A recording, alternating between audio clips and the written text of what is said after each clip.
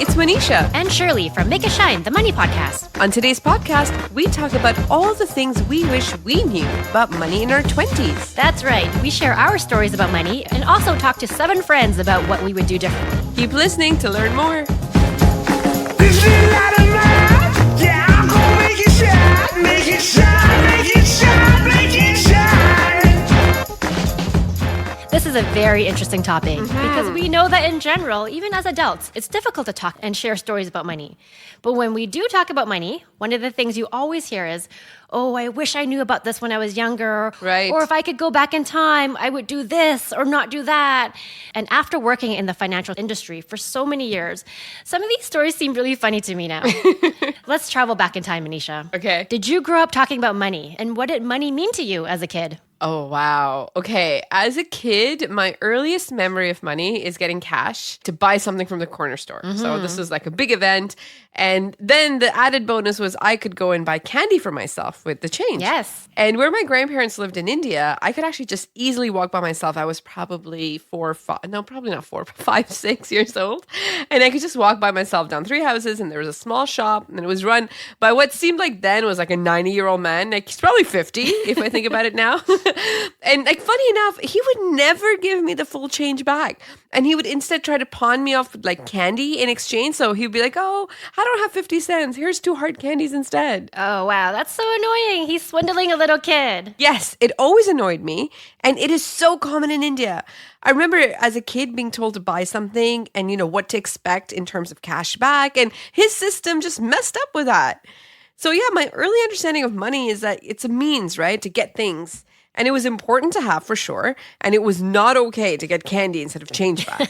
So what about you, Shirley? So my family did not talk about money openly. So I have memories of my dad withdrawing money from the ATM to give to my mom for groceries, and everything was done in cash. I've been lectured by them on everything, but I can't recall conversations about money. So actually the lessons about money were always indirect. Right. So my parents immigrated to Canada in the 70s, so they equated financial security with a steady job. And my dad worked a lot, and he was with the same company for over 30 years. So the importance of having a steady job was what I learned, but nothing about the value of money and how to save, and definitely no talks about investing. Same for me. I think jobs, meaning steady financial success, was very consistent in that time. And I think even being an entrepreneur or taking something that could be even considered a risky job was not encouraged. And especially, I would say, as a young girl, you never saw women around you taking financial risks. I mean, even in the United States, until the Equal Credit Opportunity Act in 1974, you actually had to have your father or your husband co-sign a new credit card for you.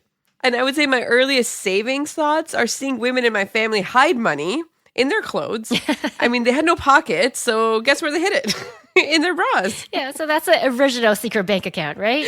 Yeah. I mean, it was bizarre. So the memories really stuck. And haggling in India is huge.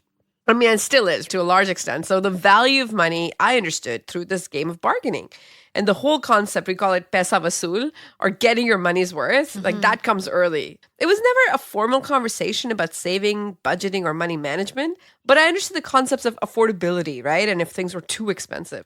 But I actually really grew up in a cash-based economy. So the concept of credit was very new to me when I moved to Canada. Yeah, that's very interesting.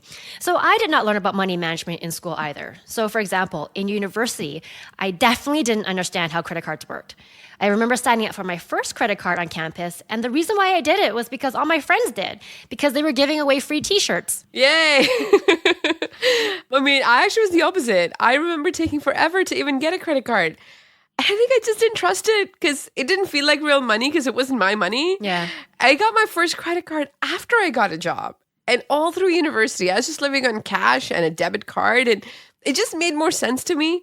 And no one told me I had to build a credit history or that I could get all these points. I remember coming across a paper brochure with all these retail cards on it, and you just had to put a check mark next to the ones you wanted to apply for. So I don't actually remember doing this. And many years later, I'm applying for my first mortgage, and my mortgage advisor pulls up my credit bureau report and asks me to review it. And I'm totally surprised because there's all these random credit cards on there, and I don't remember having any of them or applying for any of them. Like stuff like Danier Leather, Zellers. And you know what? It wasn't fraud after all. So I actually applied for them because I thought they were reward cards. I had no idea what credit cards were used for. It's crazy, right? These companies target you when you're young. You just sign off without reading it. Now you have a credit card and it has an impact on your life later on. Yeah, with Danier Leather. or Zellers. Zellers is gone, but the credit card history lives on. I remember getting OSAP, which is a government loan in Ontario to help you finance your undergrad education. I had no understanding of how it worked, when to pay it back, what the terms were, what the interest rate was. No idea.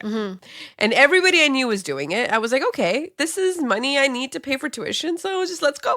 And it was so much paperwork. So I just glossed over it. I signed where I needed to and just moved on. So we're not the only ones that grew up not having conversations about money, but there's great news because the education systems around the world recognize the need for them and have finally started to include financial literacy in their curriculum. That's so great. So in Canada, some provinces will start the topic as early as in grade 1. Yeah, I think that's perfect because money habits form very young. So there's a study by the University of Cambridge that says it starts as early as 7. Yep. I actually read another study that said it could even be as young as 4.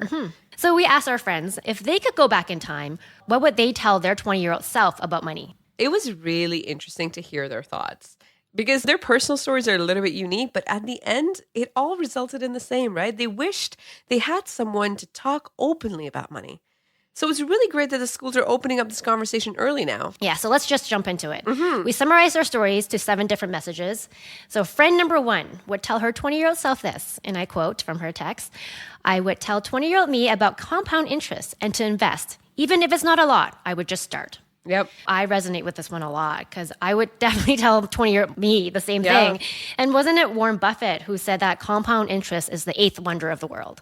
I know. I mean, our listeners can't see it, but I'm nodding so vigorously because this is the biggest thing I would tell myself too. So many years, I kept things in cash and it's such a missed opportunity. And compound interest is the easiest way to do it. So for somebody that hasn't heard the term before, there's 2 types of interests that you may receive when you put your money in an account. There's simple and compound.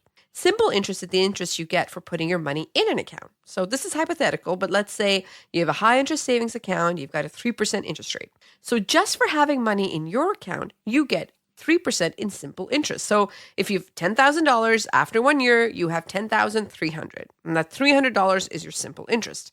Now, if you don't touch that money the following year, you will again earn that 3%, but not just on the original 10K, also on the 300.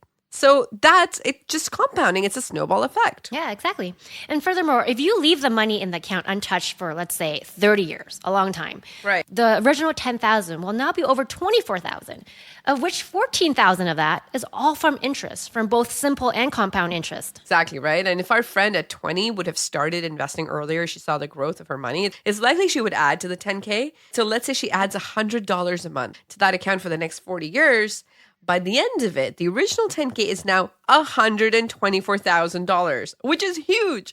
And $66,000 of that is just from interest. The message here is that consistent investing and a long-term horizon, plus the power of compound interest, will make a sizable difference to your financial situation. You just have to start. Also, one more thing. The 3% interest rate we used in this example is so conservative. Yep. Because if she put that money in the stock market, the average annual growth rate of the S&P over the past 30 years is over 10% a year. Right. And when you invest in the stock market, sometimes you receive dividends. Not all companies pay dividends, but many do, and the percentages range. And if you don't touch the money and reinvest the dividends, you actually get the compound interest there as well. Yeah, it's all good things. Okay, so friend number 2 said something similar, but he would tell his 20-year-old self the difference between saving and investing, and also to do both. So I think a lot of people can relate to this message because I've noticed that people use the terms interchangeably, but they mean very different things. Yeah, you can look at it from a short-term versus long-term approach. So saving money is great. You hear people say that they're saving up to buy a tangible item or saving up for a trip. So that money is set aside for that planned purchase. Usually it's in a checking account or a savings account, or many people actually even view it as their emergency fund, right? So this is all really great to have. And investing is a longer term approach, like planning for your retirement or your kids' education. You can still withdraw from your investments, but the mindset is that the money you put in an investment account is for a much longer time horizon, like years and years and years. And the goal is to grow your money. So products that would help you to do this would include things like RSPs, TFSAs, GICs. Another difference between saving and investing are also the risks associated with it. That's right. There's extremely low to no risk, when your money's sitting in a bank account, especially if it's cash. which is why it's a great place to store your emergency funds. I mean, you could say you're losing money due to inflation. Overall, the impact is really low, especially when it's in a high interest savings account. Whereas if your money is invested in the stock market goes up and down a lot. Yeah. And if you put your money in last month and you need to take it out this month, there's a possibility you may incur losses and, there's tax implications.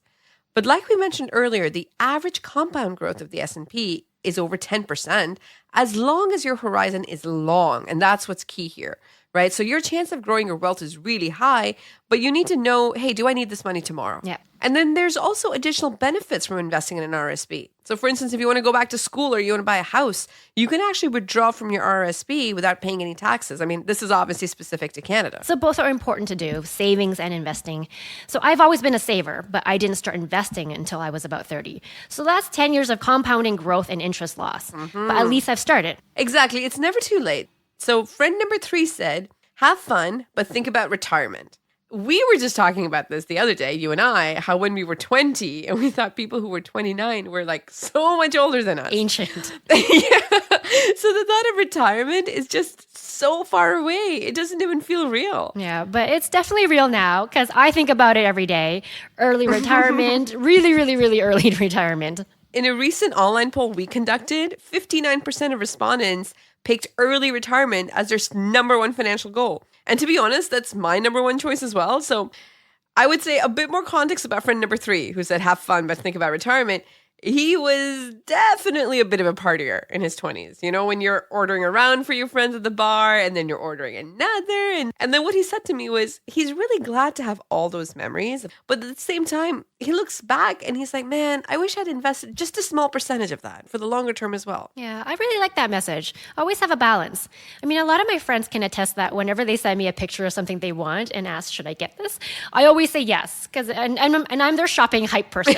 Because I know that from experience. Because they've worked hard. You've worked hard. You guys save and invest. So spend what's left over on some fun. Yeah, I mean, retirement is great, but I don't want to wait until I'm retired to enjoy life, right? Yeah. So one of my friend's mom, who's been retired for many years, she meets with her financial advisor probably once a year. And she always asks him to tell her the maximum amount she can spend on fun so that she can die with no money left in her account. I love it. Yeah, that's a goal. She wants to live her life to the fullest, and I totally agree with her. It's such a great way to live and to think about money. Okay, so friend number 4 said that she would teach herself the value of delayed gratification. So I'm reading from her text here. I would teach 20-year-old me about the value of delayed gratification when it comes to spending and what the payoff would look like in the future and the bigger things future me would do with the money. I'm so trying to teach myself that one. So have you seen the Netflix special with comedian Ronnie Chang? Yes, I love it. He tells the story about how we want things now and expect it to happen right away. And programs like Amazon Prime aren't even good enough these days. There should be an Amazon Now, and the item just appears in your hand. I mean, it's so true. I can't remember where I saw this idea, but I actually like to write thank you notes from future me to current me to motivate me to do things now that I don't want to do. And I wish I did it more often because it's actually really motivated me to do the boring but important stuff. And current me would rather just be watching something mindless on TV. Oh, I didn't know this about you. I'm trying to think of things I just get with all these apps, and it's just way too easy to get things right away. So remember a couple of years ago, one of our friends gave us a special family promo code to a popular sportswear company. So she doesn't work there, but her friend's friend did, and it was 50% off everything. And it was only meant for families of employees of the company, so a really small group. Definitely not friends of friends of friends. And we both put in a pretty large order because it was 50% off, and even though we didn't need any of the things, the company found out that the code was widely shared. I think it was even on Reddit at one point, and canceled all our orders. Yeah, and our friend who gives the code was like, oh, if you email the company, they're going to honor the promo code. And we both were like, no, it's okay. Because of the high shopping. I mean, it was so much fun to just shop. I think I had an order there for like $500 and I was like, look at how much stuff I'm buying. Yeah, you bought for your whole family. And like nobody needed it. I was so relieved. We both were. We were both relieved that the orders were canceled. I'm like, that's great. I know. My future self definitely thanked myself for not spending the money. But what are some of the other ways to tackle delayed gratification? And this reminds me of the marshmallow test that we talked about in season 1. Yes, exactly. Don't eat the marshmallow. One way could be to just remove the temptation, right? So delete the shopping apps, unsubscribe from the newsletter, don't listen to your friend about the promo code. Another approach is to just write down your long-term goal. So if your long-term goal is to save up for a big trip to Japan, then shopping as this random sale for things you don't really need seems like an easier thing to give up because you have another goal that excites you. Yeah, and the more you practice delayed gratification, the easier it gets, right? You're retraining your brain. Another thing is to understand the underlying motivation for you to do or not do something. So I have an example. So I love working out, but sometimes I need a push, so I sign up for early morning boot camp class. And there's been many mornings where my brain and body says it's okay to cancel and stay in bed. And I open up the app. Yeah. So I open up the app to cancel. And then there's a reminder message that I will lose a credit. And because of that message, I have actually never canceled because my motivation is to not waste a credit and not waste money. And that motivation is so much stronger than actually sleeping in. And at that point, it's not about exercise at all. I think you hit the nail on the head. We got to find something that motivates us to offset, remove the temptation, think about what you really, really want, and then also how not to do something that impacts your values. Yeah, exactly. So don't push that buy now button or cancel now button. Think about your long-term goals instead. Okay, so our fifth friend had a really altruistic message for her 20-year-old self, and it's around putting away money for donations towards causes, which speak to what she would want the world to look like for her future self. Yeah, I love that message. She also had a great tip about teaching younger kids about money. So she gives her kids $3 a week. $1 for savings, $1 for spending, and then $1 for donations. That's such a great lesson to learn so early in life, thinking about others and knowing that money can do something more than just, when we talk about delayed gratification, more than just things for your future self, right? Like a better future. So friend number 6 has said that he would have invested in himself. And when I asked him what he meant by that, I assumed he meant going back to school to gain more skills, but he clarified and he said it was everything he could do to improve his future. Right. So his idea of investing in himself included things like working and living abroad. He regrets not traveling more and taking risks in his career. So he wished that he also took cooking classes earlier in life so that he would learn about nutrition instead of eating only fast food. And he had a health scare a couple years ago. So he would also tell his 20-year-old self to not accumulate debt and pay off his credit card as soon as possible. Yeah, I like that idea. I love it. You're investing in your future self. In my case, I was a bit more traditional. I saved up for my graduate degree. And so, I love school. Yeah. So I would actually go online shopping for schools all the time. And then I would just top up my school fund every time I did it. I knew I really wanted to go to school. And I knew I didn't want to be in debt when I did it. So that was important to me. I also like what he said about debt. So I'm surprised it didn't come up more in our talks with our friends, but it goes back to understanding money and our money goals at an early age.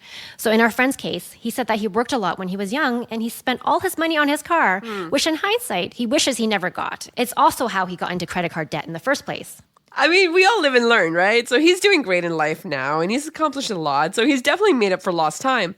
Okay, so the last tip is a story from a friend. Friend number 7 has said, and I quote her text, "It has taken me years to actually really understand taxes. And I really wish I understood it before. I would have made a very different life choice and maybe even started my business early." So I actually saw a reel online that talked about how taxes are just an incentive system designed by the government. If you think about the difference between investments, how they're taxed versus ordinary income you get as an employee, it paints a very different picture of where your time and savings can get the highest return. Yeah, I agree with friend number 7. Very, very savvy. And I'm still learning about taxes today. So we've covered a lot today, and everything from learning how to save, invest, compound interest, delayed gratification, giving to charity, and also investing in yourself and managing taxes. That's a lot. Yeah, thank you to our friends who shared their stories. Since we can't actually go back in time to have these conversations with our 20-year-old selves, we hope these stories spark a good conversation with you and your friend today. Yes, please share this episode with your friends or young people you know who are just starting to make money.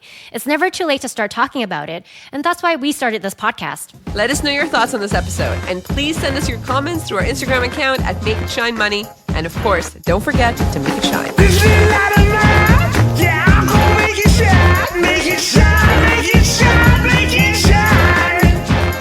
Any views or opinions represented in this podcast are personal and belong solely to the podcast creators and do not represent those of people, institutions, or organizations that the owner may or may not be associated with in professional or personal capacity unless explicitly stated.